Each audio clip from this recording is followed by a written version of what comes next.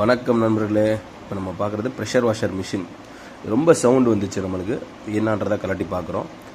பார்க்குற பட்சத்தில் உள்ள ஒரு சின்ன ஒரு வீல் உடஞ்சிருக்கு. நம்மளுக்கு தான் புது பிரச்சனையாக வருது. சரி பார்த்துக்குறோம், எல்லாம் ஒரு அனுபவம் தான். இதை அப்படியே எல்லாமே கலட்ட ஆரம்பிப்போம். இது கொஞ்சம் சாஃப்ட்டும் கொஞ்சம் டைட்டாக இருந்த மாதிரி இருந்துச்சு. அது என்னன்னு பார்த்தோம், கொஞ்சம் கிரீஸும் பேக் பண்ணிட்டோம். சரி கலட்டுறோம் அப்படின்னு ஃபுல்லாக ரெண்டும் பேக் பண்ணிட்டோம்.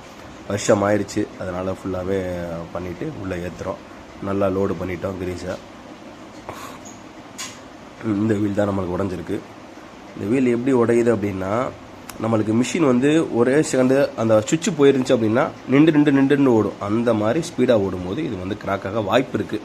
எனக்கு ஏற்கனவே அப்படி நடந்துருந்துச்சு, அதனால் உடஞ்சிருக்கும். இந்த பீஸு புதுசு எங்கேயுமே கிடைக்கல. அப்புறம் வேறு ஒரு மிஷின்லேருந்து நம்ம எல்லாம் எடுத்து இதை நம்ம செட் பண்ணுறோம். அது மிஷின் அந்த பீஸு கரெக்டாக அதை போட்டு லாக் பண்ணுறோம்.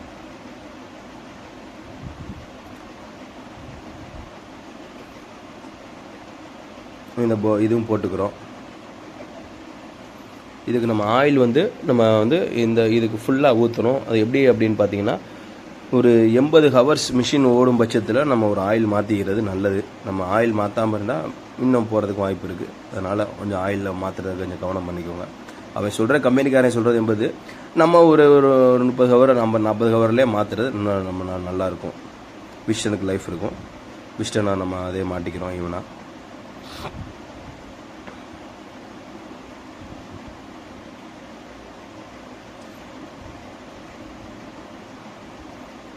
நாளை ஈவனாக போட்டு வச்சுட்டு நம்ம அப்படியே டைட்டு. இன்னொரு விஷயம், இதை மாட்டும்போது நீங்கள் 2 தடவை 3 தடவை கலட்டி மாட்டிட்டீங்க அப்படின்னா, ஆயில் மாற்றினீங்கன்னா அந்த உள்ள ஒரு ஓரிங் இருக்கும், அதுவும் மாற்றிடுங்க. இல்லாட்டினா ஆயில் லீக் பிரச்சனை வந்துடும்.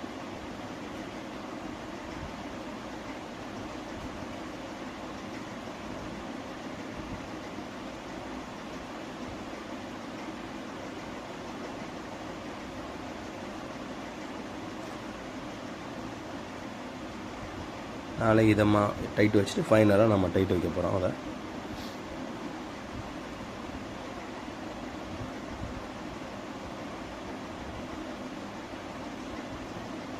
முடிஞ்சிருச்சு. இப்போ செக் பண்ணி பார்க்குறோம், அதுவும் நல்லா இருக்குது. ஓகே, நன்றி.